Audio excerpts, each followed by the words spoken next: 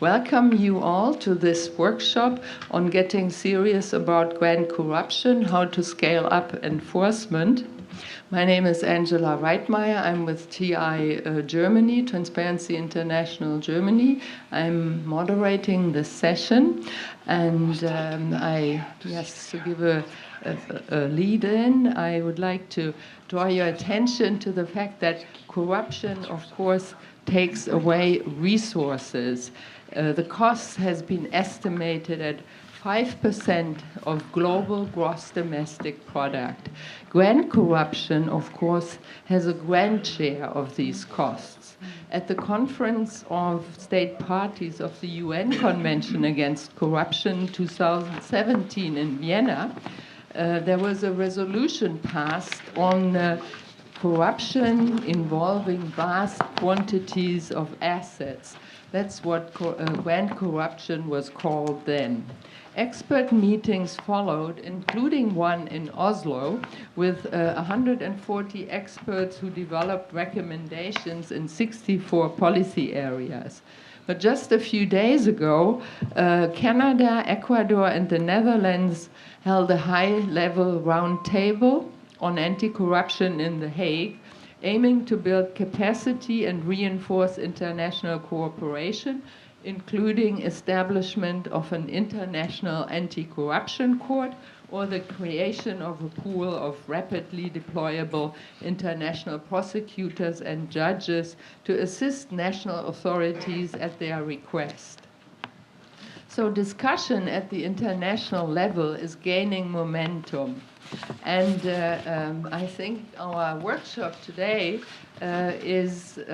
should seize the moment and try and come up with some answers to the questions we have about grand corruption.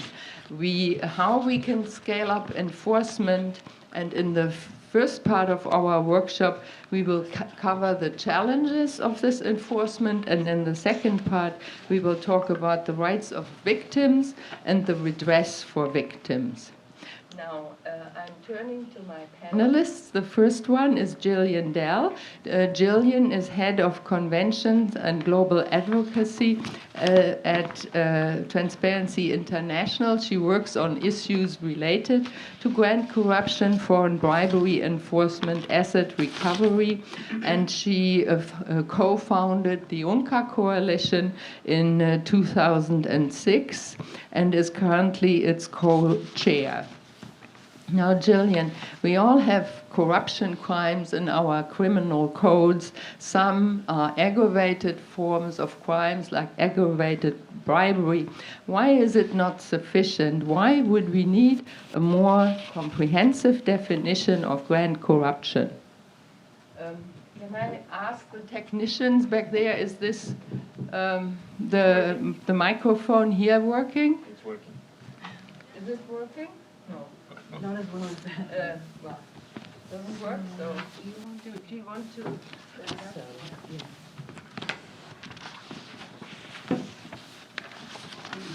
Good afternoon, everyone, and it's a pleasure to be here with you and to see you, so many. I'm going to, and thanks, Angela, for the introduction. I'm going to kick off this workshop discussion with a brief summary of some Transparency International proposals for strengthening and improving existing national and international systems for tackling grand corruption. I think Jose, who's speaking after me, will explain a little the background that led to the development of these proposals. But in a nutshell, we saw high-level, large-scale corruption as an increasing problem causing greater and greater harm, and also that the perpetrators were enjoying impunity. We knew and know that some improvements in tackling grand corruption can be achieved with existing underutilized legal frameworks and under-resourced institutions. But we also saw, as the FATF did in a 2011 paper, quite ahead of the game there, that it did on laundering the proceeds of corruption, that impunity for grand corruption also results in part from the interference by high-level officials and influential accomplices in institutions that should detect, investigate, and enforce against grand corruption, but through that interference and are unwilling and unable to do so. And there are also other barriers to enforcement against grand corruption that could be addressed through new frameworks and structures. So, as a basis for any new special measures or procedures to address the aggravated form of corruption that enjoys impunity, it's also necessary to have a legal definition of grand corruption, clarifying the threshold for introducing those measures. And the introduction of a new definition would also have the benefit of putting a spotlight on the problem and increasing the public shame of involvement of a public official, accomplice, or enabler. So our initial discussions about this subject came up with ideas that you can see in the word cloud that I hope will. The slides are not working. Could we have the next slide, please? Well, while we're waiting for that, we wanted to, hello, tech? Could we have the next slide, please? We wanted to capture corruption involving high-level officials on a large scale and generally beyond a single act of corruption, and that causes great harm. And we also wanted to ensure coverage of a wide range of corruption offenses, and that all accomplices involved would be covered, not just the senior public official that would be involved. And under some national legislation, as Angela was asking, these elements will qualify an offense as aggravated. And that's fine if they're in the national legislation, but probably they're not as comprehensively in the legislation as we're proposing. And these elements also qualify grand corruption as a serious crime, a term used in some UNCAC guidance. And you can see here, this is a kind of a word cloud of the what came up of the issues that came up in our discussion of what should be the definition of grand corruption. Could we have the next slide, please? So we convene groups of legal experts, and the result can be seen shortly on the next slide. Yeah, maybe that you're pointed. Do you have a pointer? Do I have to So point? maybe it's not working, you need to direct it there. Maybe it's not working because there's people in the back. Maybe it's turn off the...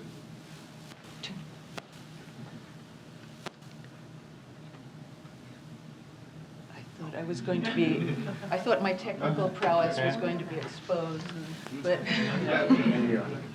yes. Okay, there's our legal definition. So, it's a group of legal experts that we convened came up with this definition, and it's actually quite similar to the definition that you can find on the website of the International Anti-Corruption Coordination Center, which was established in 2017. Though we hadn't seen their definition at the time, so that's it. 5 minutes. Wow. That's scary. Well, I beg for 1 or 2 more minutes, because just to go through very quickly. We're also, it's really important, we don't just want to propose a definition for the sake of it. The point of it is to introduce special national measures. And on the next slide, please, you can see some examples of the special national measures that we're thinking of. For example, universal jurisdiction with a subsidiary principle at national level, unlimited or very long statutes of limitation, and also minimal immunities.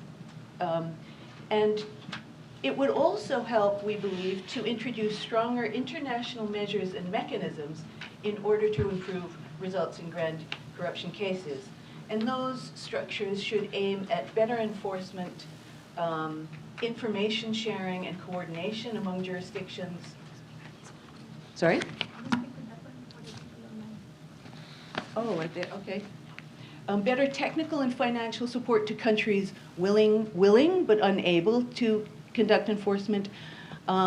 Provision for holding international criminal proceedings in national or regional courts. And I do want to mention a couple of other things. In particular, arrangements to ensure the protection and rights of victims. For example, an international victims ombudsperson. We're going to hear more about victims from the other speakers.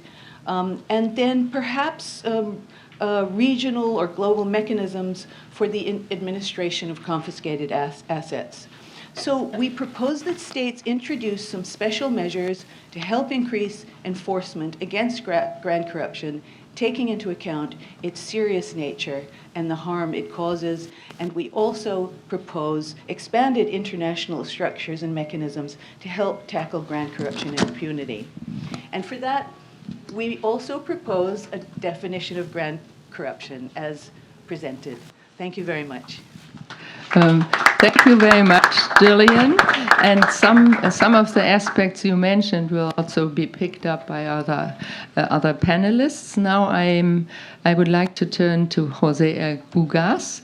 Jose is a lawyer from Peru. He did his postgraduate studies in human rights and development in The Hague. He prosecuted corruption cases against the former Peruvian President Fujimori and the Lava Jato case, the car wash case in Peru. And, of course, for us, most importantly, he was chair of Transparency International from 2014 to 2017, at a time when Transparency International started focusing on grand corruption, as Gillian Dell has also pointed out. So, Jose, what prompted TI to focus on grand corruption? Thank you, Angela. Good afternoon. I think it's worth remembering what was going on when we decided to start discussing about grand corruption in the movement. Those were days we were around 2012, 2013, where you can count with the fingers of one or two hands those cases of really, really grand corruption going around. We had Abacha in Nigeria, Suharto in Indonesia, Marcos in Philippines, probably Fujimori in 2016 in Peru, and some others, Dos Santos in Angola, but it was not an extended phenomenon. There was a lot of corruption around the world, and probably because of the lack of technical communications we have nowadays, part of this information was not circulating on real time. So, but we were aware that it was happening more and more. There was more money on the table. We were in a global world. Technology was doing its part. So we decided to start the discussion, first exploring the possibility of taking this type of massive grand corruption to the International Criminal Court. And I remember we had a very vivid discussion before, internal discussion in our AMM, and finally it was not clear that we could be able to present grand corruption cases to International Criminal Court. There was a Statute of Rome was a problem, and all the legal issues around that.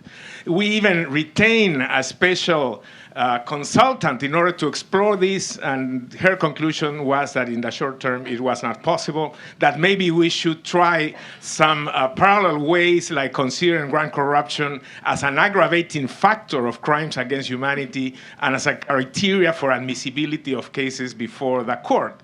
And we did that. We had a meeting with a prosecutor of the International Criminal Court that started working on those possibilities. Then we had a workshop in New York in 2015, I believe, with several experts around the world.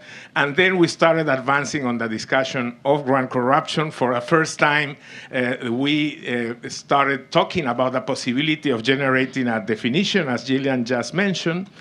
And then a workshop of grand corruption was established within the movement, and we seriously started a systematic work on this matter. And then we launched a campaign that was called Unmask the Corrupt. It was an anti-impunity campaign where we were trying to bring consciousness around the issues of grand corruption. Finally, we arrived to the need of having this legal definition. I remember we had a conversation with Gillian in 2016 in London, in a breakfast in London, because we were taking part of the summit hosted by the UK government. So there's quite a long story, 6 years of working on this matter, and I think that amazing advances has been obtained. From the legal definition that Gillian just presented, I think there are two words that need to be put on the center of this issue. One is power. Grand corruption is a crime of power, and that makes a difference. And I must say that in the anti-corruption community, opinions are divided. There are people that believe that it's not necessary to talk about grand corruption, that corruption is one, it's the same if it's massive, administrative, petty corruption, or grand corruption. But are others like me that believe that the element of power makes a big difference. And the second element central to the definition of grand corruption is the impact in human rights. That's why I'm not very happy with this other denomination of grand corruption, basically used by United Nations, that is corruption involving vast quantity of assets. Because this is not only a matter of money, of the amount of money. This has to do with the impact that corruption has on the daily life massively of millions of people.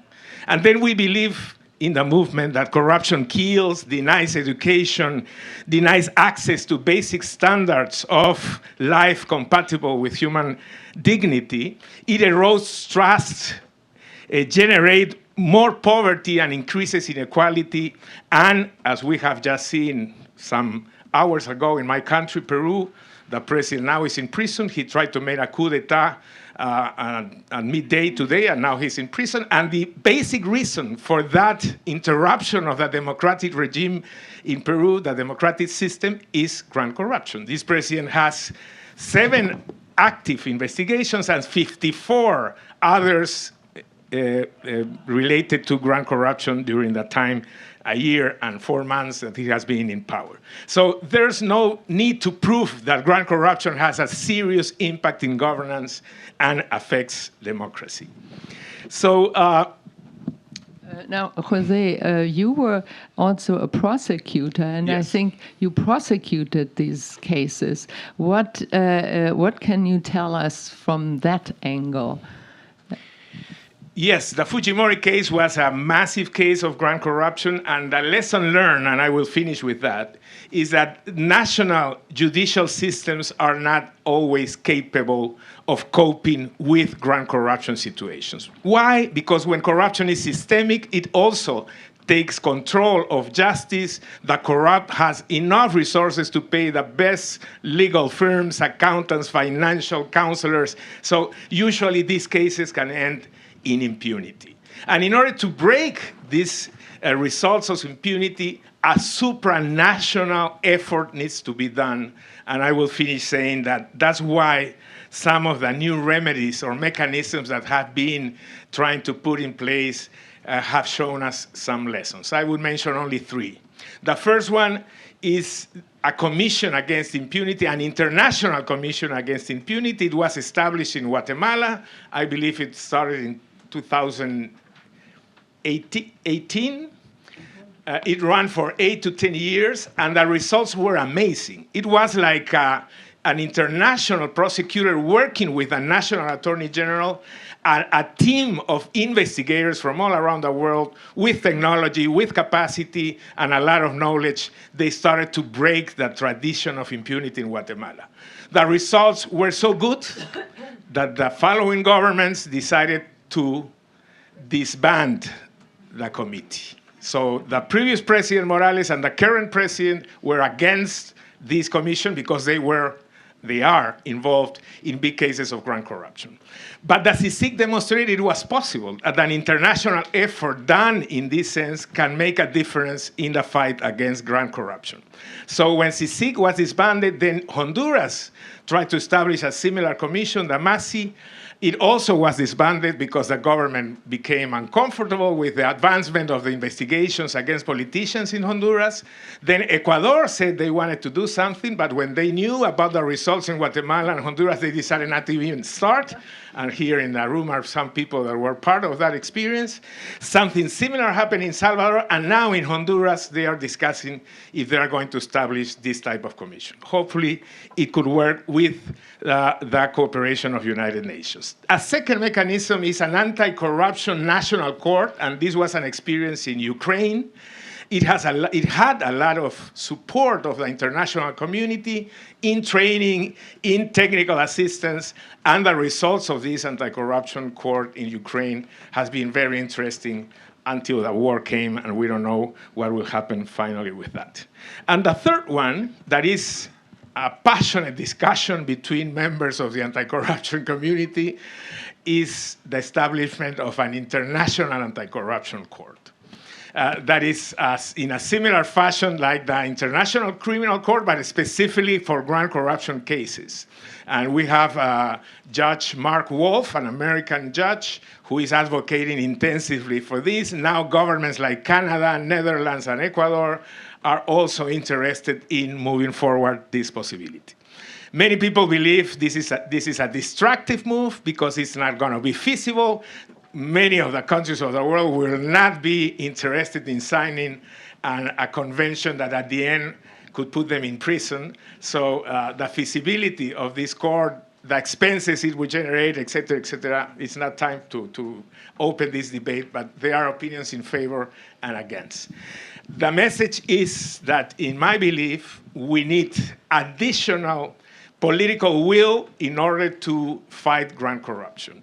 The anti-impunity commissions can be very successful, but they have a problem because ultimately they depend on the political will of the government where they are operating in order to decide if they continue or not in their work. So we need to be innovative and generate some ways out to explore these and other mechanisms if we want really to be efficient in the fight against grand corruption. Thank you. Okay, thank you so much, Jose. And thank you for finishing on time. Really impressive. Now, we got your perspective, and now I'm turning to our French colleagues here. We have Philippe Yeglé.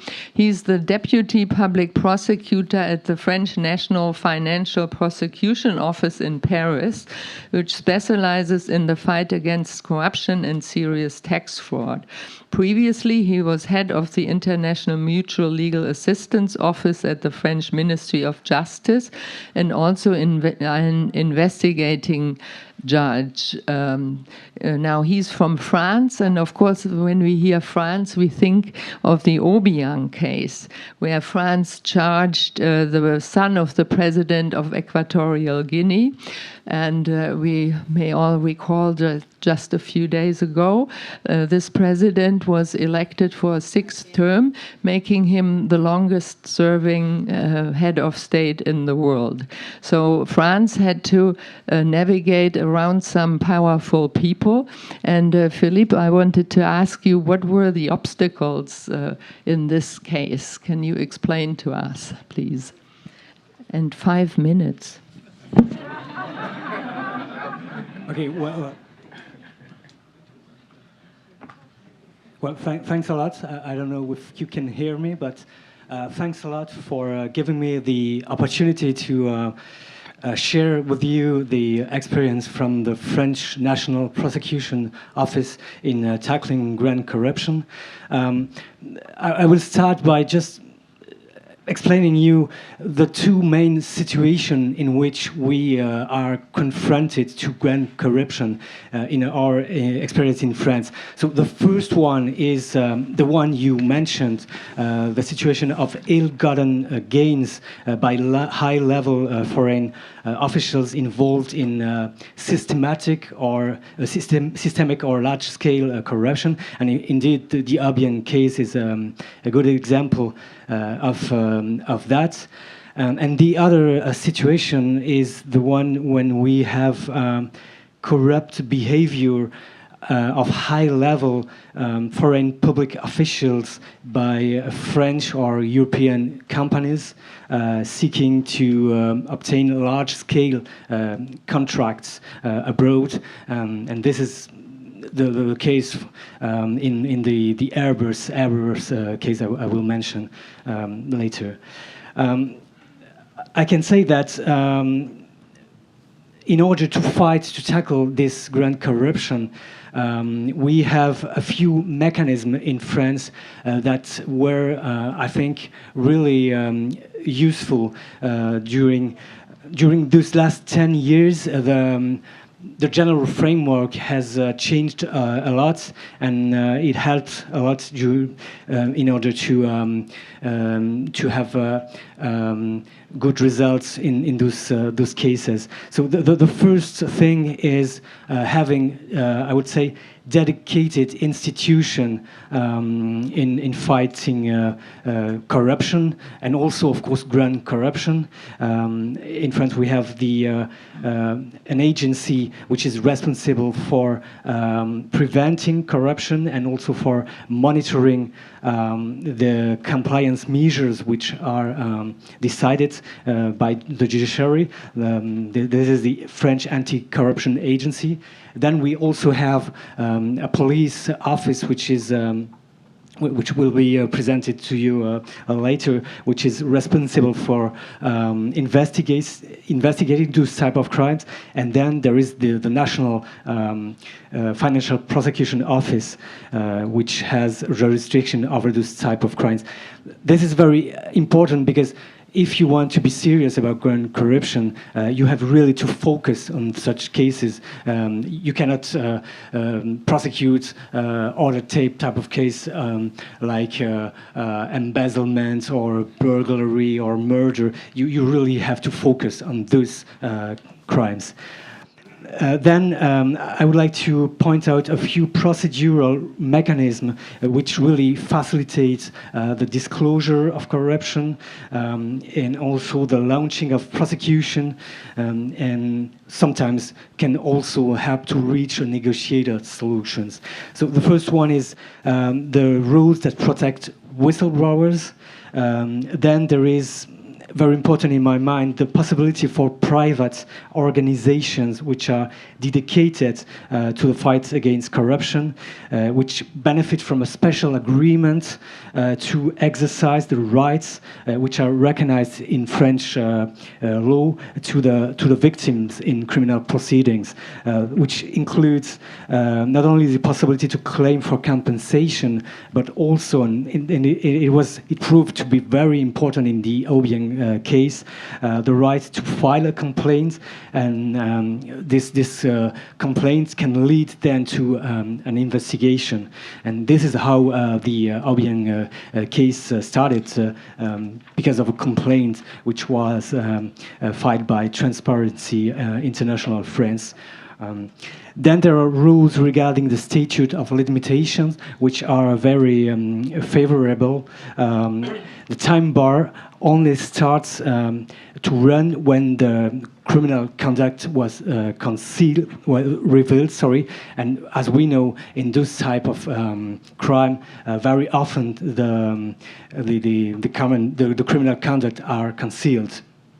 And then we also have a transactional mechanism, the French DPA, which proved to be very, very useful because it helps in some cases to obtain from the legal person which were concerned elements of proof. And it was the case with Airbus.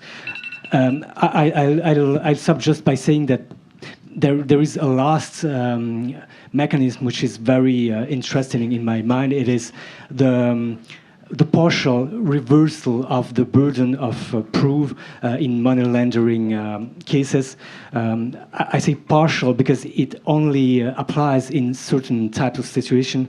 That is to say, when the money which is invested, when the way this money was invested is only explainable because there was a will from the person who invested to hide the origin of this money, then we have this mechanism which applies. So, for example, when we have offshore companies which were used, and so this is very useful especially in ill-gotten gains cases. So that's what I could say within yes, this. Thank you very much. I think this is very interesting, and these are the national measures that can be taken to fight corruption. And in the money laundering case, we are in Germany, we are envious. We don't have something like the French have, and we always claim innocence, presumption of innocence is paramount. So it's good to see what ways, what methods there are to overcome these obstacles. And now I'm turning to the colleague of Philippe, who was already mentioned.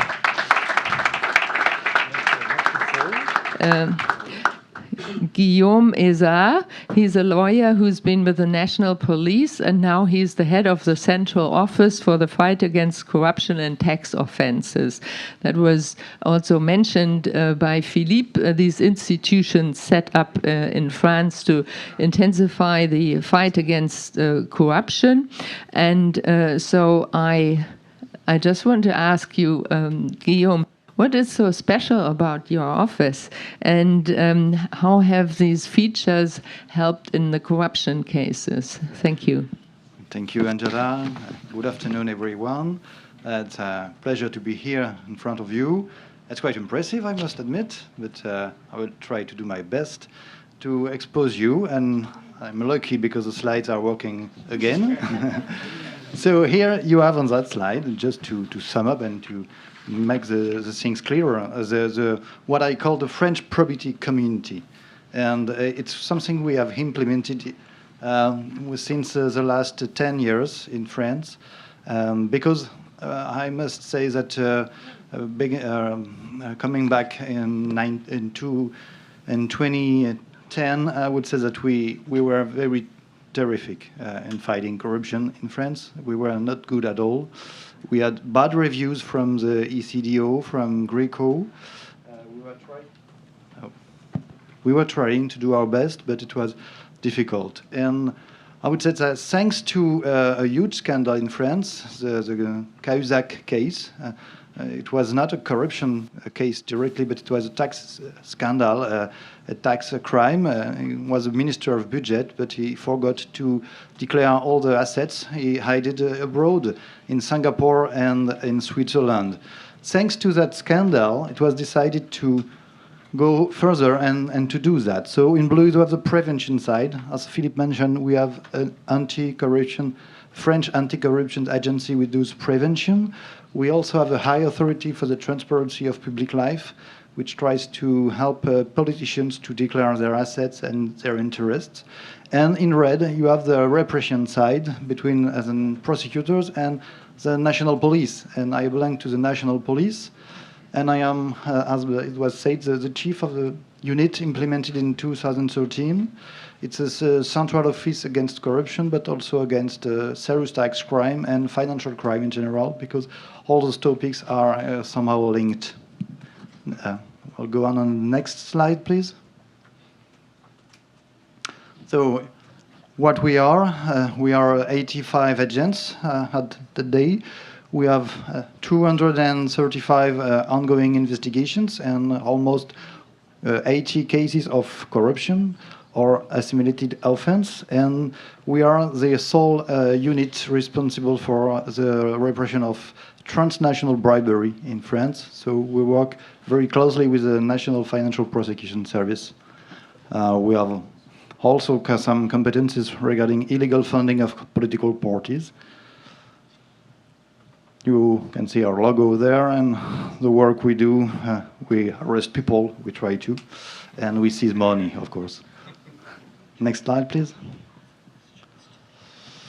Our approach, I would not say that what we are doing now is perfect, but we are doing better. So we have three principles here on the screen. So we believe that corruption is a form of organized crime, any kind of corruption, petty corruption, grand corruption.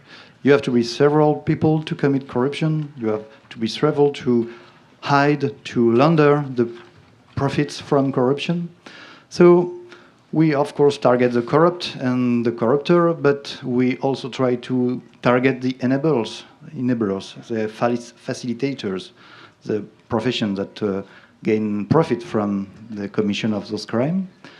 And we try to use, as it is organized crime, the relevant tools that French criminal proceeding codes gave to us in order to fight back corruption. So we use the same powers that we do for drug trafficking, by example, or for terrorism. We are allowed to conduct surveillances, phone tapping, always under the supervision of a judge, of course. And we also use, if we can, informants, or in some case, undercover agents. That also is a possibility. And we try to go further by analyzing intelligence work, collecting pieces of evidence, of intelligence, I must say. And I was, on last Friday, I was attending the board of the IACC, very interesting initiative that has been mentioned by Gillian and Angela. And I must admit that we are considering to go further in that initiative because it's very useful.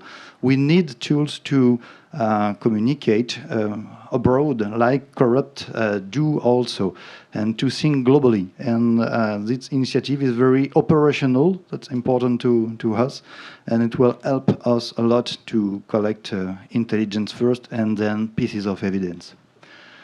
The two last topics that I want to mention is that we need to seize criminal assets as soon as possible, and it's mandatory in my team to conduct patrimonial investigations in order to, as soon as possible, freeze the patrimony of the offenders in order to then be able to confiscate or to even give back the assets coming from corruption.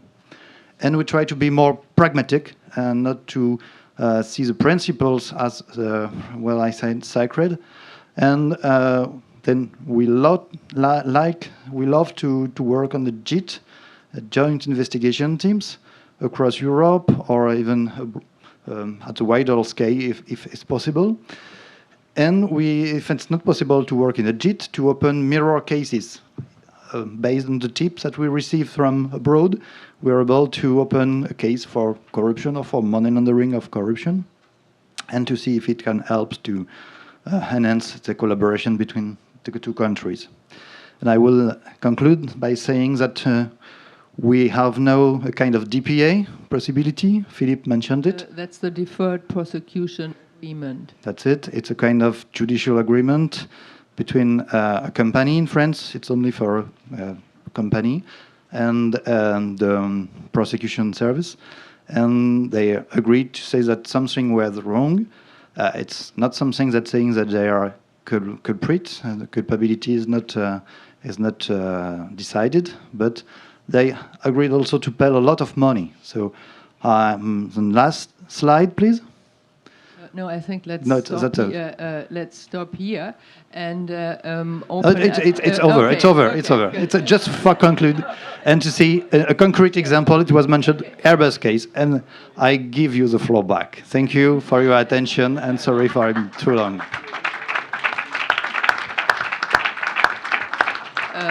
Yes, sorry. This role of timekeeper is not my preferred role, I must admit. But I think Gillian has pointed out the definition, the need for national measures, additional national measures. Jose has said international measures are needed. That was also part of Gillian's definition there. And here from the French, we've heard about some of the national measures that can be taken to step up enforcement. And now I want to give the floor to you for some questions about enforcement, about that what you've just heard. And as I was trying to be strict with my panelists, I also would like to be strict with people who ask questions. I will set my alarm to a minute, not more than a minute, please short, so that we can have the answers then. Thank you. And, now, is there anyone helping with the microphones? Is there someone? Otherwise, I think Gillian and I will just walk around. Is there anyone wanting to ask a question? Because if there's no one, we will just continue.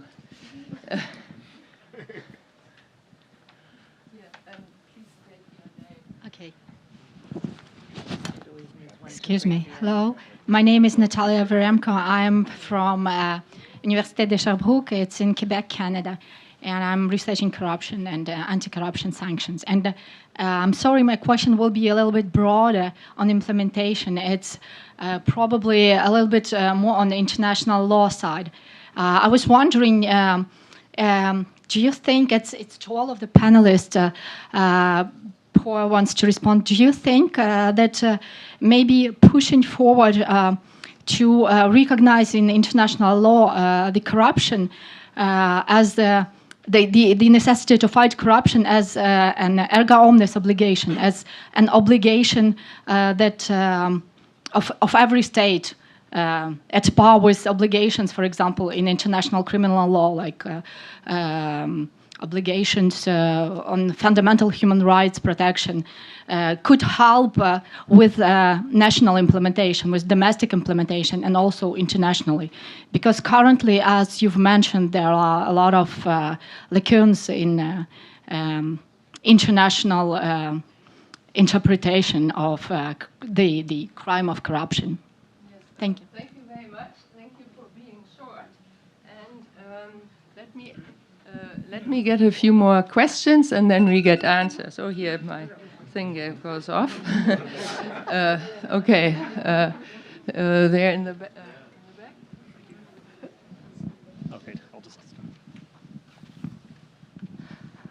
Hi there, my name is Dasha Caldera. I work on beneficial ownership transparency for Publish What You Pay Canada. Just a quick question about reverse burden of proof. Have you seen any legal challenges or constitutional challenges in regards to reverse burden of proof, given that many Western jurisdictions and systems of law have innocence until proven guilty as part of their constitutions? And do you foresee any legal challenges? And then finally, how would you navigate this as policymakers? Thank you.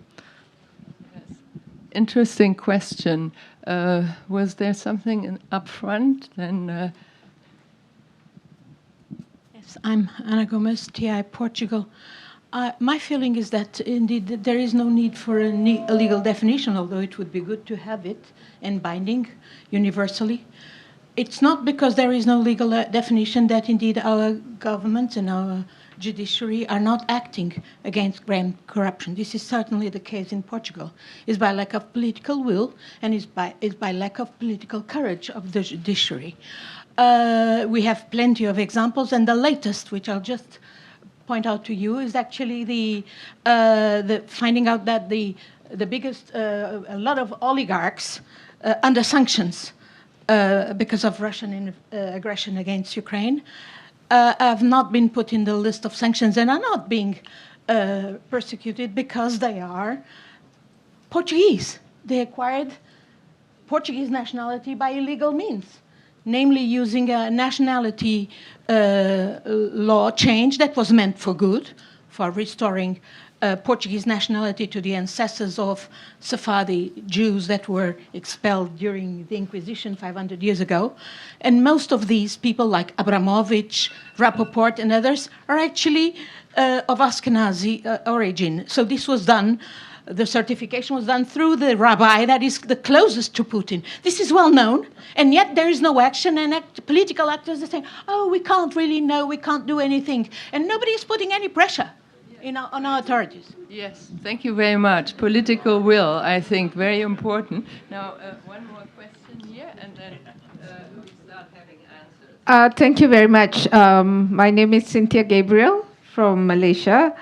I just wanted to say that it is a country that's coming out of a major corruption scandal.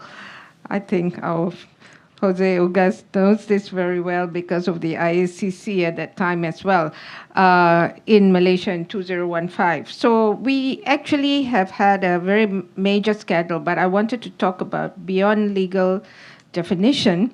How do we actually track and pin down many of the grand corruptors who, after losing power, escaped the country and continue to be on the loose? So there are countries that are protecting them, and we find that institutions like Interpol and several other organizations have failed to bring forth, after 7 years of the scandal being exposed by the DOJ and many other people, are still in hiding and are still actually enjoying lucrative lifestyles, etc. So my other point is also about looking at laws around other enablers and stakeholders like banks, legal firms that actually help to facilitate money flying all over the world, and be very hard to track when there is no international criminal justice system to actually get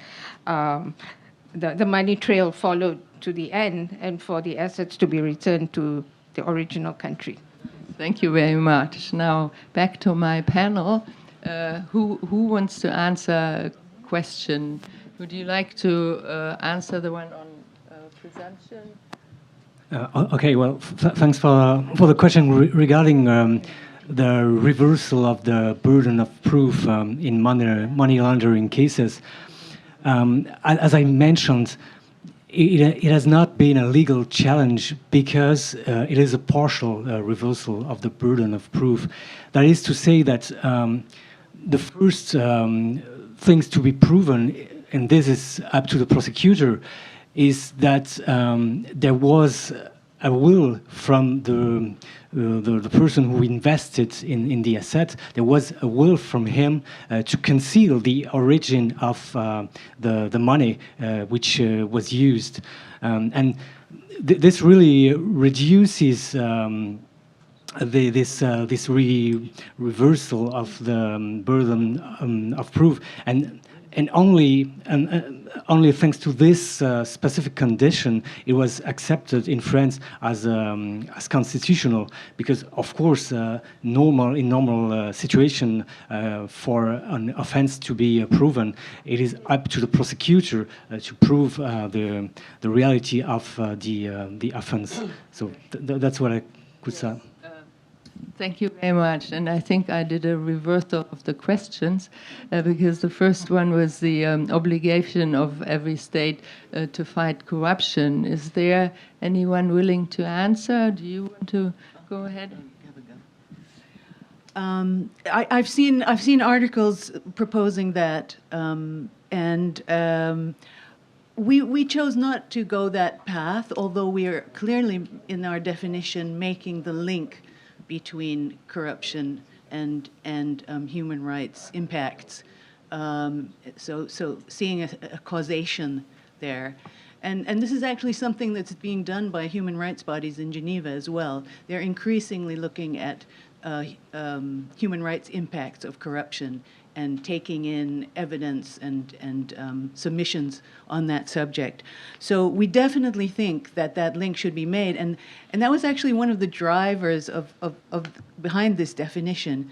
That I'm sure you remember that, Jose. That should, even though it's an or, I wish we could have the definition again, but it says results in gross misappropriation or grave or systematic violations of the human rights of a substantial part of the population, and so on. So it was very important to us that be part of the definition, that link be made, but we didn't see it as necessary to talk in terms of a human right. And I'm not sure that it would from our point of view, actually, help to address the problem.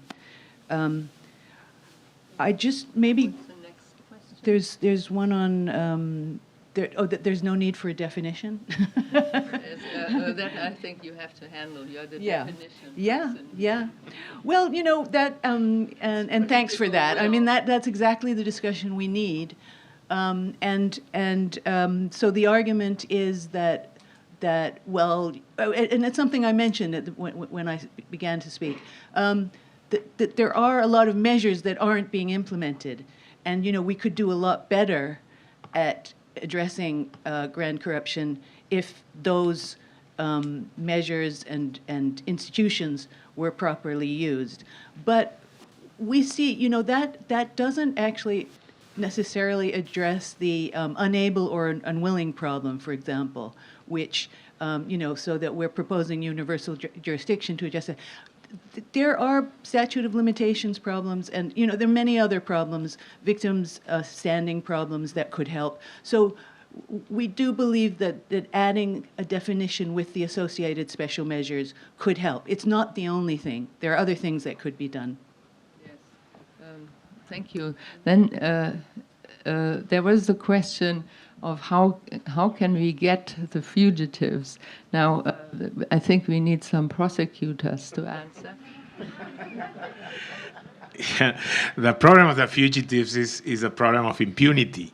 As I mentioned, we developed a campaign some years ago called Unmask the Corrupt. This was a contest among the worst corrupt in the world, and Yanukovych won by large.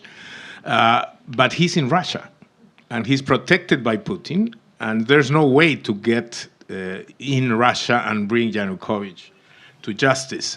Obiang is in Equatorial Guinea doing what he's doing for many years, Maduro in Venezuela, Ortega in Nicaragua. So impunity is a real problem, and we need to do whatever possible to try to break impunity. In those cases, I would say it's basically a matter of pressure. All the possibilities and mechanisms, United Nations mechanisms, like is currently happening with Venezuela and will start happening with Nicaragua, campaigns, civil society movement, regional courts. I mean, we need to appeal to all the possibilities we have in order to generate more pressure and try to break impunity, but it's a real problem. Thank you very much. And now I would like to turn to my second panel. We want to talk about victims' rights and redress for victims. The first one to speak is Naomi Roht-Arriaza. She's a distinguished professor of law at the University of California, Hastings Law in San Francisco, and president of the board of the Due Process of Law Foundation here in Washington. She started out as a human rights activist, but later thought that adding corruption was really essential. And I think for that, she's the right person to address these issues.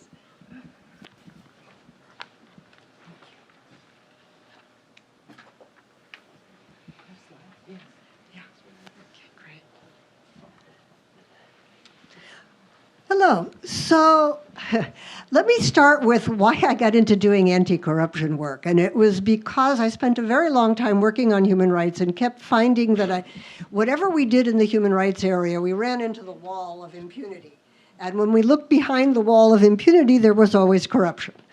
And so part of what I have to say comes from the experience of working on human rights cases for a number of years. So a couple of lessons learned, that's the first thing I want to do. And then the second thing is I want to address some of the common objections to the participation of victims in in corruption proceedings or anti-corruption proceedings. First, a few lessons learned. One is that to the extent states can be pushed to do something about corruption, just like about human rights, it's because they're pushed by victims. They're pushed by civil society. Even recalcitrant and largely captured states can have pockets or islands of integrity. You know, a single judge, a single prosecutor who is willing to go forward. But they'll only do it if they're pushed by victims or by civil society, because otherwise the pressures moving in the other direction are way too strong. And so you need something that creates a counter pressure. Usually what we found is that there are opportunistic moments. There are moments when systems open up. There are moments when the politics make it possible to move forward, even in places where you didn't think it was possible to move forward. And so I would encourage you in thinking about how to move forward in the anti-corruption space to think simultaneously about national and international. Even in places where the national seems very difficult, things open up and then they close. But for a minute, they open up, right? Second thing, participation of victims enhances enforcement. Sometimes civil society or victims groups know how networks are actually operating on the ground. They can help bring larger patterns into focus. They can keep prosecutors honest. They can keep them on track in the face of strong pressures moving in the other direction. And I don't mean corrupt prosecutors. I mean prosecutors that have a lot of work, and where these cases are difficult and complex, and there's not a lot of political payoff to them, right? And so you need to have somebody there saying, gee, what did you do about this? And so that's a second role for victims. Third thing I want to say is victims are not just interested in money. Oftentimes, victims are interested in justice, they're interested in truth-telling, they're interested in changing the situation, right? And so it's not victim compensation that we're talking about, it's reparations for victims. It's a much broader and more integrated view of what it is that people want in the way of redress in these cases. And then the fourth thing I'll say is that putting victims at the center changes the narrative. It puts a face, right? It puts a story. And that makes it obvious that there are real harms here and that business as usual risk slapping isn't going to be enough, that there needs to be a much stronger and a much more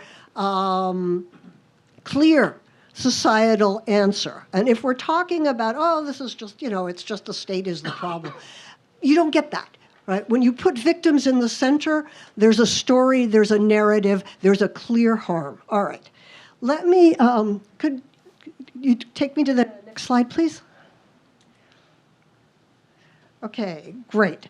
And one more. So a couple of victims, a couple of questions. One is, who is a victim, right? This is the first question you get, right?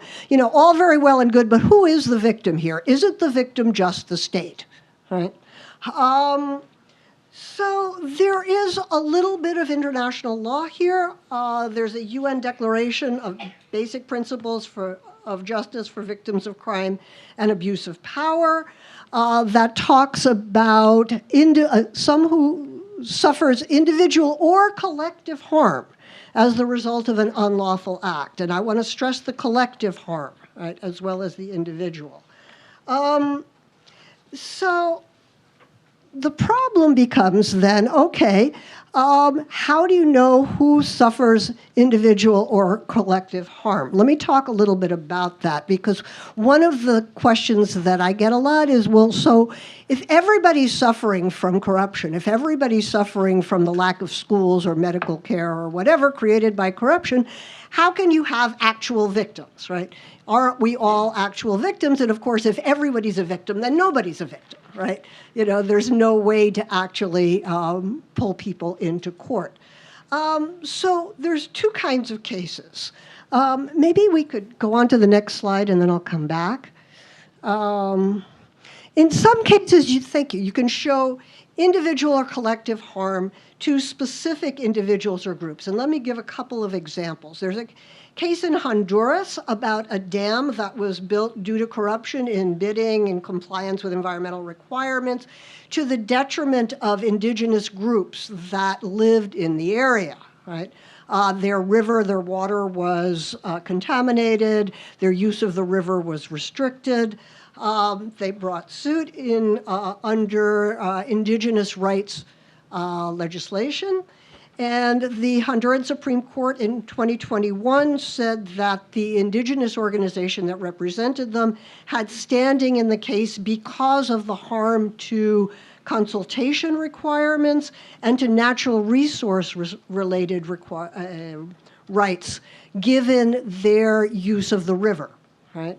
Another example, patients hurt because of faulty or useless medical equipment bought as part of a kickback scheme, right, of a bribery scheme.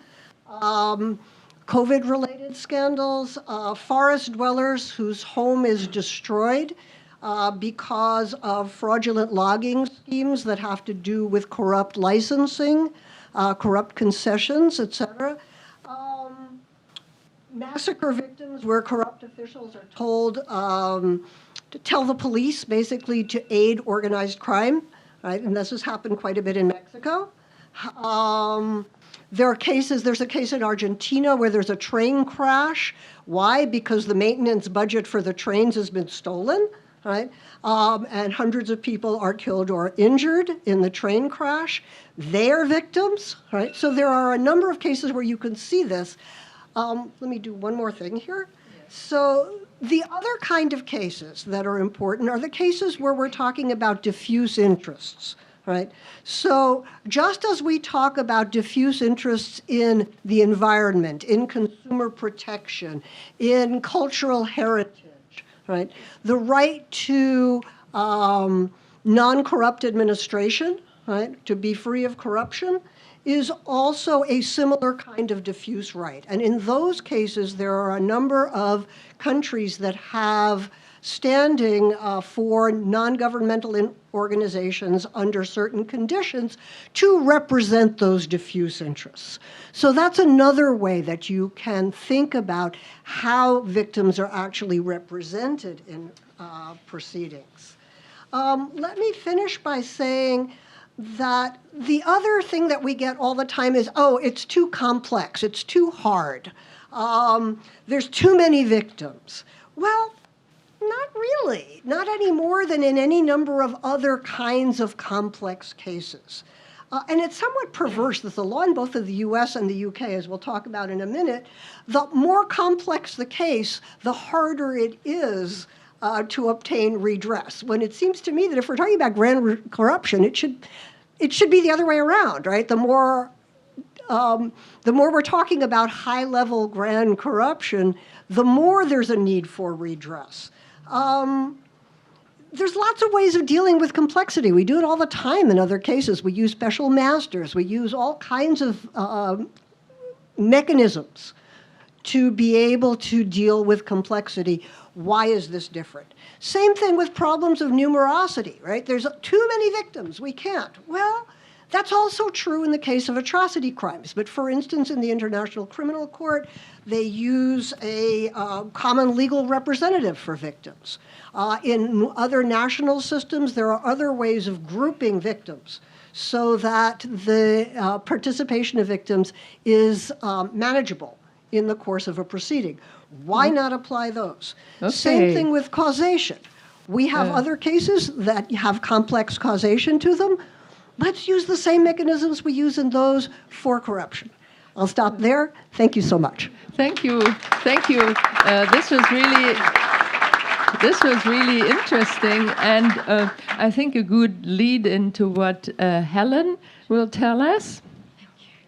Helen is with Spotlight on corruption. She is a lawyer from from South Africa. She worked with the Commission on State Capture, Corruption and Fraud, and now monitors corruption and in particular grant corruption cases in the UK. And Helen, you heard now what Naomi was saying about sometimes the complexity of cases and the unwillingness to tackle it. And I think you can add something to that from your experience. Thank you. Thank you, Angela.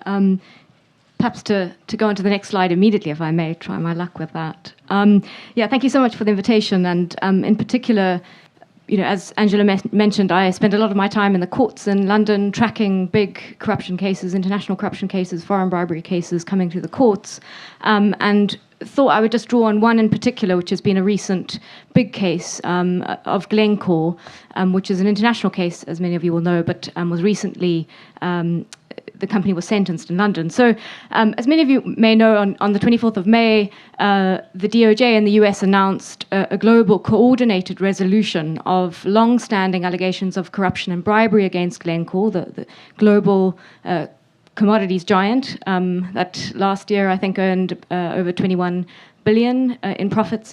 On the same day, however, the UK brought criminal charges against the UK subsidiary company, Glencore Energy UK Limited.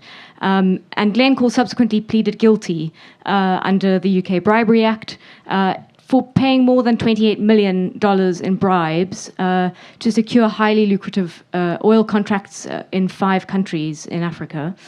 And when sentencing the company last month in November, the London court described Glencore's bribery scheme using very similar language to many of the elements that I think Gillian lifted out for us in relation to the definition.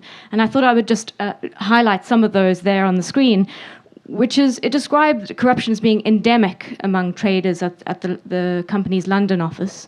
It said these were not isolated acts of bribery, but sustained criminality over years and across borders. It was aggravated by the company having corrupted local officials at various state-owned oil companies, and the bribery was said to have been blatant, organised and planned, involving extremely sizable cash sums, many of which were transported across borders in private jets, as it turns out. The seriousness of this corporate offending is reflected in I think, a very significant financial penalty, which the court imposed on Glencore last month of £280 million in total. So in one sense, the Glencore case and the prosecution in the UK could be a success story. I think it's a big win for the Serious Fraud Office in the UK. This is a very high-profile case that was successfully prosecuted, and the company has now paid those fines. But there's a sting in the tail, and that's what I want to focus on, which is on victims. So perhaps if we could go to the next slide.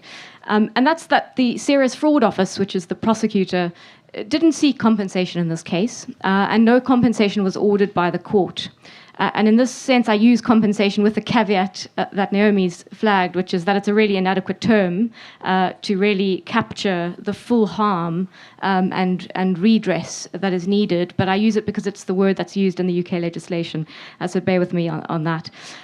No compensation was awarded. And how did this happen? Well, a familiar story, really, and Naomi's covered this. A week before sentencing, Nigeria applied to the court to intervene in the criminal proceedings, seeking to be recognised as a victim and to claim compensation. The Serious Fraud Office, the SFO, resisted this, and the court agreed with the reasons why compensation wasn't considered appropriate in the case. Firstly, it said third parties, like Nigeria, don't have standing to apply for victim status. They can't intervene in criminal proceedings. It's really up to the prosecutor to decide who is the victim and whether to pursue compensation. Secondly, the court relied on a long line of case law in England, which basically says, as Naomi drew out, that compensation is really only for the clear and simple cases. It's not for these complex international corruption cases where the SFO told the court that it hadn't been able to identify any individuals or entities that had suffered a quantifiable loss as a result of Glencore's bribery. And then finally, it said that third parties like Nigeria have alternative mechanisms to claim compensation. They could institute civil proceedings. I think, in my view, and I think many of the panelists would agree with me, this is really inadequate and shows the UK's compensation regime up short. Firstly, victims are made completely reliant on the prosecutor to be heard by the court and to be compensated. And I think we need to do better than this. The second is that the approach reflects a very narrow understanding of harm and also a narrow understanding potentially of who victims are. And thirdly, this leaves the real victims completely at the mercy of their own government to launch separate and very expensive civil litigation to claim damages. Meanwhile, of course, the fines go to the UK Treasury and confiscated funds go to the Home Office, as is usually the case in cases like this. At Spotlight on Corruption, we're working very closely with a number of our NGO partners, including David Ugolor from ANEEJ and many others, to really try and get some reforms in the area around compensation in the UK. And we've written a letter to the UK Minister of Justice calling for a review and reform of the UK compensation regime, and for compensation to be paid to victims in the Glencore case in particular. Looking beyond the UK, there have been a couple of other developments which are worth flagging. In the US, a medical company, Crusader Health, has filed a restitution claim, and also just a shout out to Transparency International and RAID, who've done some tremendous work in their efforts to help other victims come forward in that case, which will be heard in February. Then most recently on Monday of this week, it was announced that the DRC has entered into a settlement with Glencore, where the company pays $180 million to settle all past and future claims arising from their operations. Very little is known about the details of this deal, and perhaps that's going to be something for debate.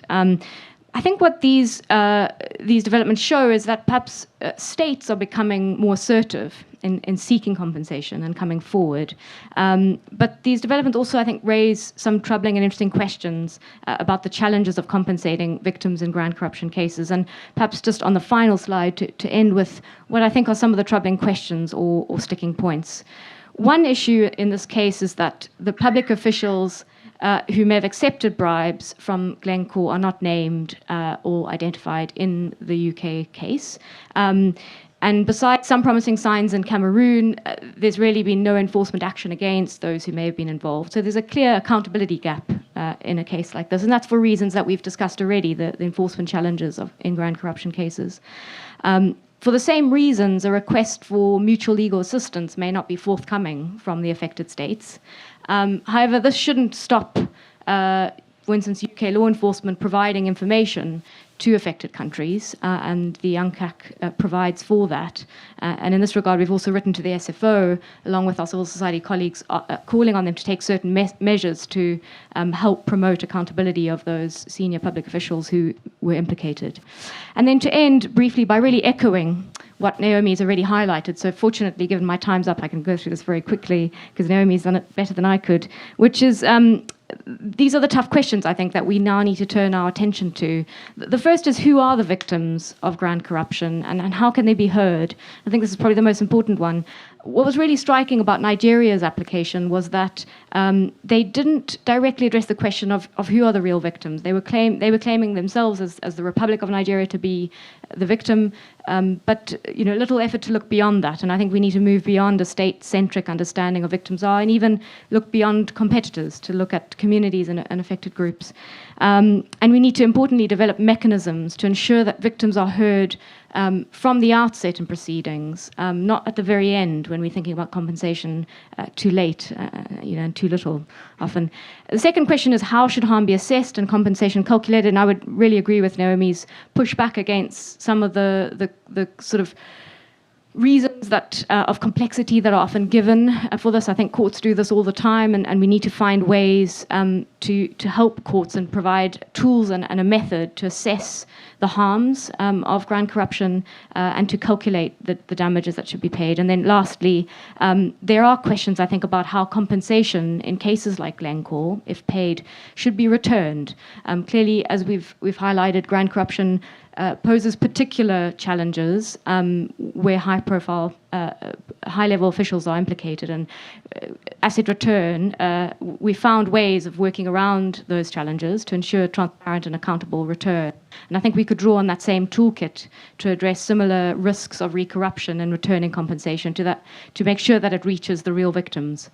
So with that, I'll end. That's right. Yes, thank you very much, Helen.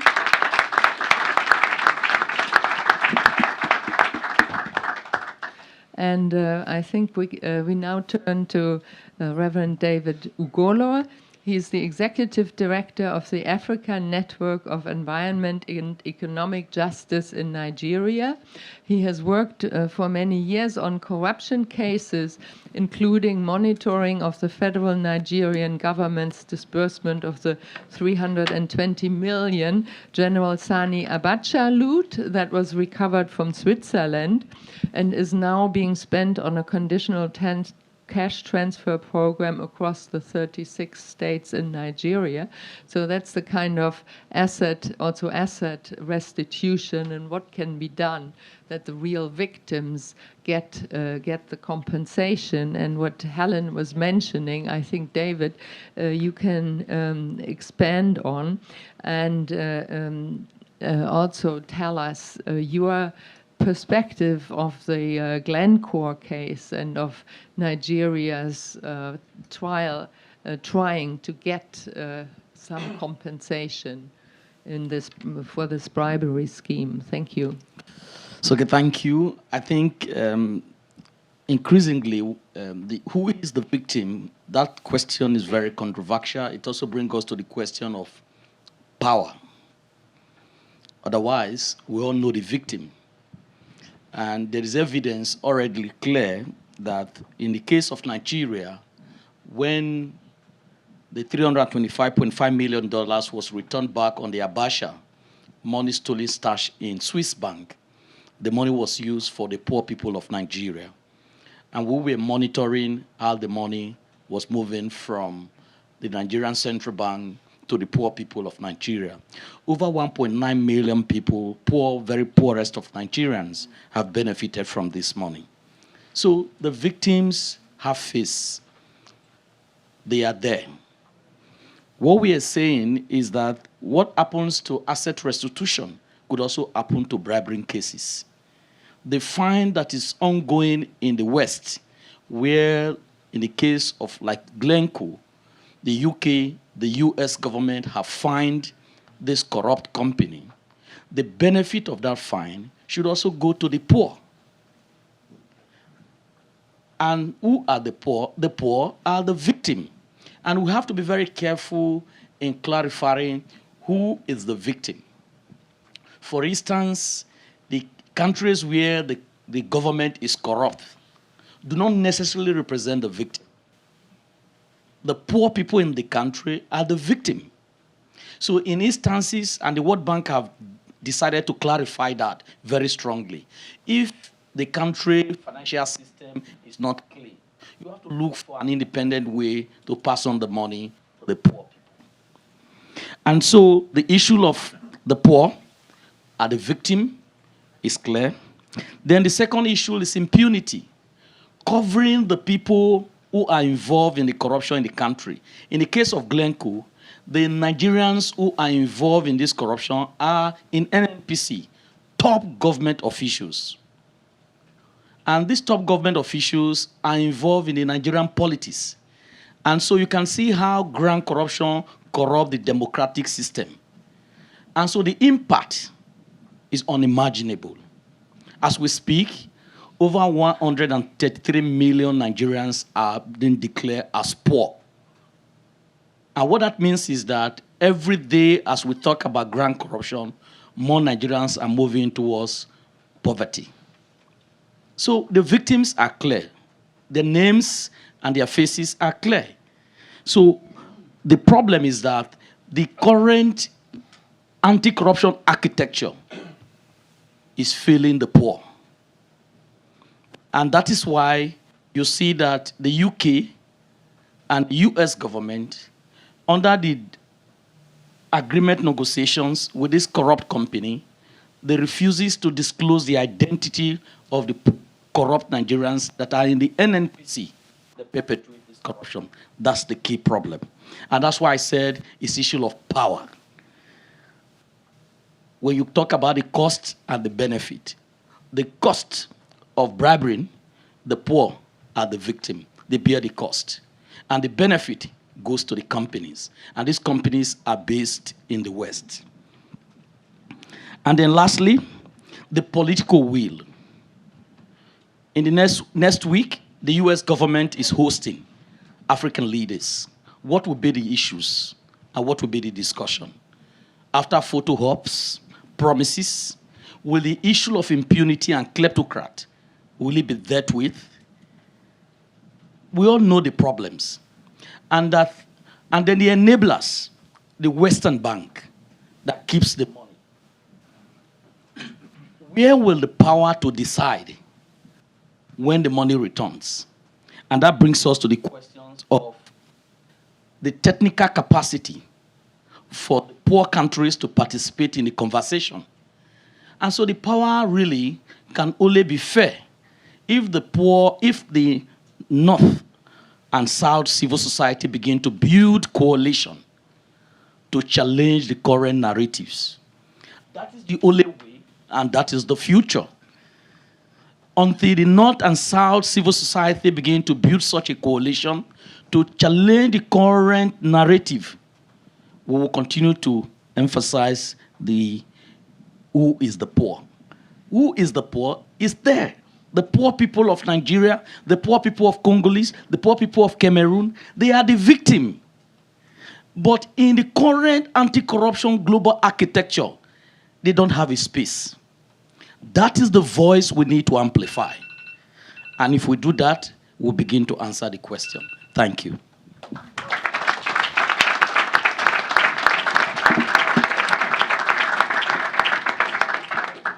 Thank you very much. A very impressive statement, and I think an interesting job for us. How do we build coalitions to challenge the narrative? Several of our panelists have said we need to have a good narrative. But now I don't want to have a narrative. I would like to have questions.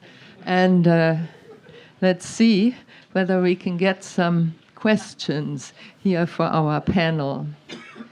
I'm not getting through. Why don't you do it? Oh, yeah, I can. You want me to? You just go.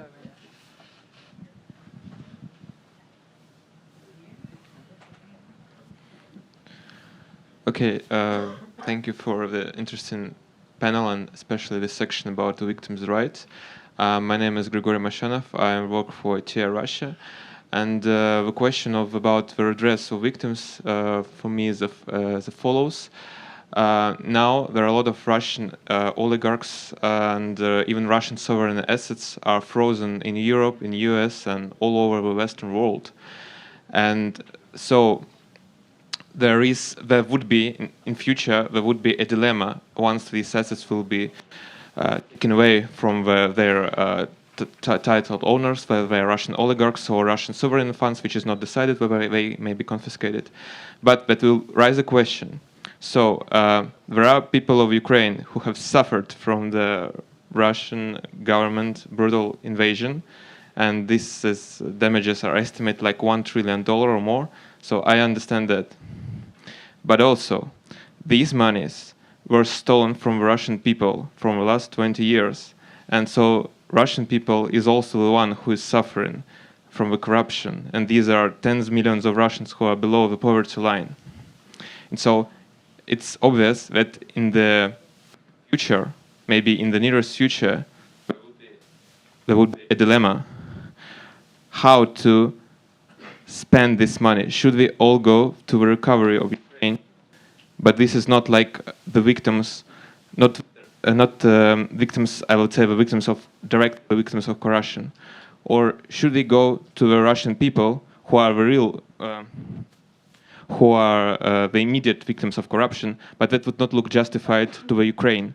And so I wonder if anyone has an opinion how to solve this moral dilemma, what to do with Russian corrupt money, how to divide them, or who has a priority, or Ukrainians or Russians.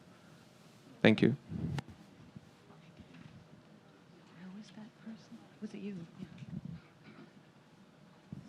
Hi, my name is Samuel Rubenfeld. I'm a reporter with MLEX covering foreign bribery and corruption issues. I have a question that can probably apply to both sides of the panel, and it concerns, I guess, a particularly galling and timely case of victims' rights of what we could probably consider grand corruption, and that is the corruption of FIFA and the World Cup.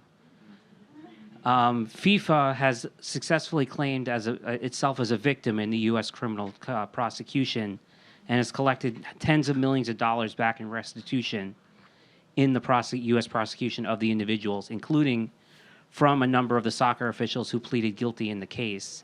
And I'm just sort of wondering, what do we do when the organization that was corrupted by the individuals becomes the beneficiary of the funds that were ultimately stolen?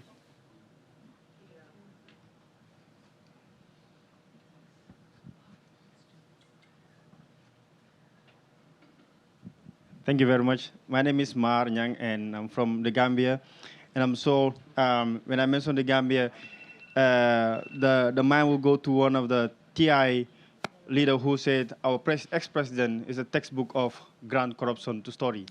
Yahya Jammeh, who is now in Equatorial Guinea. So I just wanted to agree with some of the speakers regarding how it is not difficult to find victims of grand corruption. I wanted to give an example and possibly ask a question. Yahya Jammeh was reported to have pilfered almost $1 billion from our economy. And the OCRP was able to inform the public where these monies were coming from. And what we were doing during the transitional justice process, the transitional justice government, if I can put it that way, were not looking at victims of economic crimes. They were more of looking at victims of human rights violations. So what we tried to do was, how can we connect human rights violations and economic crimes? And we're able to identify victims of land corruption and also victims of economic crimes. And with that, we did a documentary, and we gave that documentary to the Truth Commission. When they watched the documentary, the Truth Commission, without in fact informing us, they went to the communities and informed the victims. Is this true? The victims told them that what you had is just the tip of the iceberg. They invited those victims, and they testified, and now they have made recommendations for reparations for those poor victims. Now, also, the Potomac Mansion, which is just 37 minutes away from here, that was bought by Yahya Jammeh through a bribery from an oil company. So generally, in this field, people will say that when the money is stole from a certain, let's say a company, that the money should be returned back there. But now what we're trying to do is, who are the victims that actually suffered from that bribery that Jammeh was able to receive from the state oil company and bought that particular mansion here in Potomac? So what we're trying to do now, we develop what we call a spending plan. A spending plan with the victim-led organization, whereby the monies that are going to be returned, which the U.S. government has committed to return that money, worth about $3.5 million, that are going to be returned back to the people, but the money goes to the government. So for us as civil society, what we believe is, with that spending plan, we're identifying victims, and the money goes back to the victims instead of it going to the state coffers. So I just wanted to agree that it is not difficult to identify victims of corruption. They're there. And as the last speaker said, the poor are the victims. And one last, sorry if I can give that, one last example. If, yeah, okay, just sorry. One, sorry, yeah, okay, I'm sorry, I don't want to be corrupt. But if a politically exposed person or a government stole money from the power industry, or so let's say the energy industry, and there's not access to electricity, the victims are the ones who paid for electricity, and they don't get electricity. So this is also another example to say that it's very easy to find victims. And thank you very much for that. Thank you. One last question, and then short ones. Thank you, panelists. This is wonderful. Tiernan Menon with Tetra Tech International. I wanted to ask a question that hopefully will link the two panels. In the case of CICIG and other regional mechanisms to fight anti-corruption, that the CICIG story and it's eventually being disbanded is horrible. And unfortunately, it does seem to then have an impact on future efforts. But I'm wondering, was there a victim-centered approach in CICIG? Is that, to the points Naomi was making in her presentation, is that a way to increase the legitimacy, the staying power of regional mechanisms by making them more victim-centered?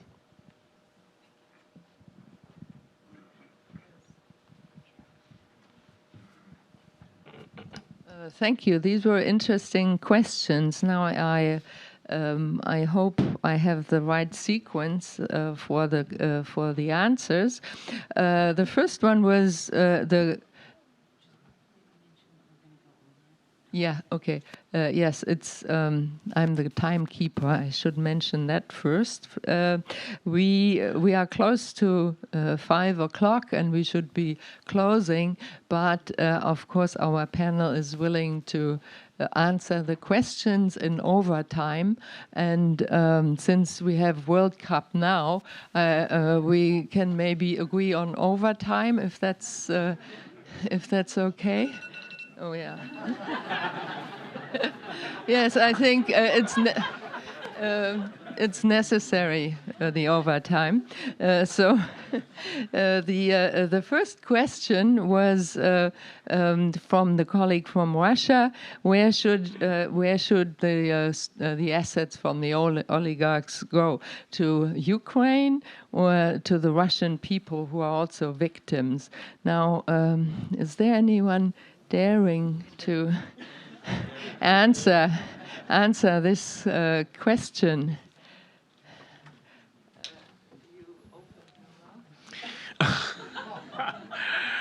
Well, that's a difficult one. That's a difficult one because the origin of the assets come from Russian victims, but there are also Ukrainian victims. Now, I think the harm needs to be analyzed, and the harm that has been caused to Ukrainians is not coming specifically from corrupt practices against them. So probably the intention of returning the assets to the Russian victims originally, where the money or the assets came, would be technically the best way to solve the problem. Maybe splitting the resources would be also a more fair situation, but it's a difficult response. Now, the second question is, of course, an overtime question because it involves the FIFA, the prosecution of FIFA officials, and now who are the beneficiaries of the funds may also be the FIFA. If you're familiar with the GFA principle, those who are beneficiary of corrupt processes should not benefit for the asset restitution. The principle is very clear. And so, and I think that is something that we also try to appeal to countries that goes to look for victim compensation. In the case of Nigeria, I think we are raising those issues with the Nigerian government. Before they will go to any court in abroad to plead the case of victim, they should first expose the faces of those who were involved in the corruption in NNPC. Because you cannot at the same say those who seek equity must come with what? Clean hand. You cannot go before UK court to plead for victim when the officials who were involved in the bribery case are still operating covered. It doesn't make sense. And so the GFA principle that underlined that factor, that those who are part of the bribing processes should not at the same time benefit from the restitution, is a fantastic principle. So if FIFA, its officials are involved and they didn't prosecute those officials, they should not benefit. They should be denied. That's the only way to send a strong signal. Otherwise, you are encouraging the culture of impunity. Thank you. Thank you very much. Now we had the question from the Gambia that was asked. How do we compensate victims of economic crimes in grand corruption cases, or should we only go to the victims of human rights? I think this might be something for Professor. So, sort of, kind of? Okay. This is one of the places where I think those of us who work on human rights and those that work on corruption need to talk to each other more. For example, in processes of sort of post-dictatorship, right? What we usually say is, okay, let's have a truth commission and let's have the truth commission talk about corruption. Okay, fine.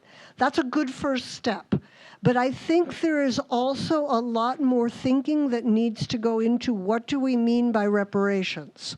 And how do we talk about different kinds of reparations? And how do we do it in a way that recognizes both the victims of human rights violations and the victims of grand corruption who overlap, right? I mean, in a lot of cases, they're the same people. In a lot of cases, the people on the other side are the same, right? The people who were doing the stealing are the same as the people who were ordering the torturing, right? And we see that over and over and over again, every place, right? And so can we talk about both those sets of harms together, right? And can we figure out, does it make sense to prosecute people for torture or for grand corruption or for both? Does it make sense to freeze their assets and use them after a trial, right, for the victims of both? Can we think about measures of non-repetition that deal with different kinds of reparations for both of these harms? And so I guess sort of two things I would say. One is ask people what they want, right, as part of this process. And think about both things together. Think about them in the same breath, not as going against each other, but as both representing a broader vision of what reparations is supposed to be about. So that's. Yeah. And I think the last question is really also a spin-off of this one. Would the CICIG in Guatemala have been more legitimate if we had a more victims-centered approach, or could it be replicated in other countries if we had that approach? Is there anyone who would like to answer, or should I give it back to Naomi? We could, yeah. So the CICIG in Guatemala did a lot of very good things. One of the things it did was it worked with local prosecutors, right? It didn't act on its own. It acted through and with local prosecutors, which is an important part of it. It could have done more. In terms of working with victims, the mandate was crafted in a way that would have allowed that. It was a rather broad mandate to deal with the kinds of de facto powers that were committing both corruption and human rights violations. And there are a number of CICIG cases that deal with things like land grabbing or sort of connections to human rights violations. I also think that civil society could have been more active in pushing for CICIG to have more connection to victims.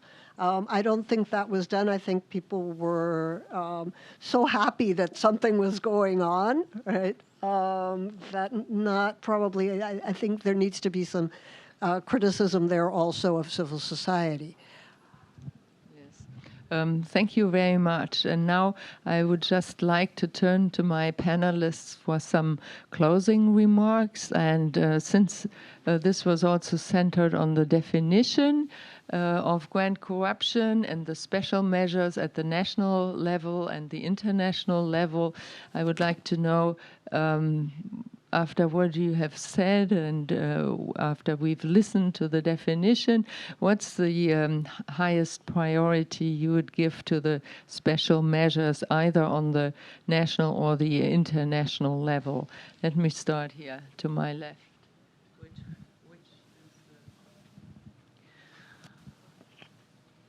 I think that we have a little paper on the definition and the special measures and the international structures. And one of the things that we note there, and please let me know if you'd be interested in seeing it, is that actually some of the measures are very interconnected. So definitely think that very extensive extraterritorial jurisdiction or universal jurisdiction is a high priority to get over the unable or unwilling problem in some jurisdictions which are not bringing those involved in grand corruption to justice. But if there are, immunities and statutes of limitation and other barriers, then that will not do the trick. So you need a package at national level, and then there are also some steps that could be taken in terms of structures to improve cooperation, to improve the effectiveness of national enforcement systems through international assistance. My central idea is that in order to be serious fighting grand corruption, because it is a crime of power, supranational efforts need to be done.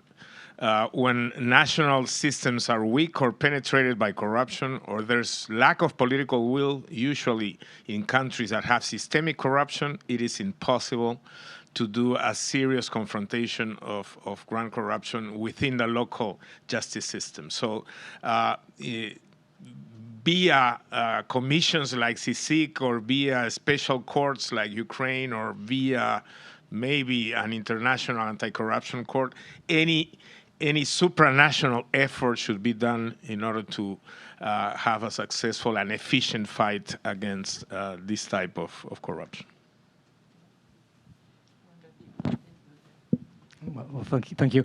I would like to highlight one thing which to me is really important in fighting against grand corruption, and this is the resources which are given by the states to the actors who fight against this type of corruption, because how good the framework, the legal framework is, if you don't have sufficient police forces, prosecutors, judges, etc., the fight is not going to be possible. It's not going to be possible to win this fight. Thank you. Yes, very important. Thank you. Just a few words to conclude and to add what Philippe said. As a representative of a Western country, maybe I must highlight that we don't have a grand corruption case directly than the one you mentioned, fortunately, but we have a responsibility because we have the corruptors, so we have to focus on our own companies, and especially I would say that I noticed that some of the grand corrupt like to buy expensive mansions or yachts in Western countries. So maybe we could start first from our point of view to interest ourselves to these enablers who help them to buy mansions, to buy yachts, and to be there to help them. So we have a route to follow there. Thank you. Yes. Yes, go after the enablers, certainly important. Naomi? Yeah, mine is easy, all of the above. But what I did want to mention was that the UNCAC coalition has on their website a database that just went up that has information on national law in a lot of different places about how victims are able to participate or not in processes of corruption. So if you're interested, please do check that out, and please add to it. It's an open database, so yeah, it's a helpful tool for people. Yes, thank you. Great, I'm aware we're in a penalty shootout, so I'll be quick. Just to perhaps bring together the two parts of our discussion today on enforcement and victims, we tend to think of these sequentially or sort of one after the other. So, law enforcement investigates. If we're lucky, they may prosecute. And if we're really, really lucky, victims may get something at the end. And I think we need to reimagine and refashion our enforcement approach to really, from the outset, take victims into account, to ensure that they are heard, identified, and participating from as early as possible in the process. And I think, only in that way are we really going to have an integrated response to grand corruption challenges, and really, I think, make concrete what we hear courts often say and prosecutors often say, but tangibly is tough, which is that corruption isn't a victimless crime. If it isn't, we need to really build that into our processes from the beginning, a whole system response to grand corruption. It's okay. Just to add to what my colleagues are saying, it is also good for us to look into the substantial finding that is coming out from the bribery cases across the world, and that if part of it goes to the poor and the victim, it will help address the issue of sustainable development. It will help to address the issue of poverty. And as you know, the climate change problem is having much impact in the developing country. And the only way to address this is that we need more resources to finance some of those development issues. And this will increasingly become a source of fund to address some of these kind of issues. And I would like to say that using those kind of resources to fund climate change challenges like adaptation is something that we should all give thought to. Thank you. Well, thank you very much. And thank you very much for staying with us in overtime. And thank you to my panelists.